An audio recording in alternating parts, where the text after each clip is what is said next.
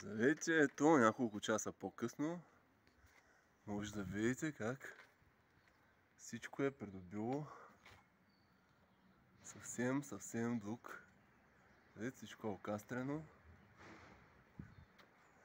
Живия плет, основата за живия плет е готова и чака само да се разцъфти, за да бъде дооформена.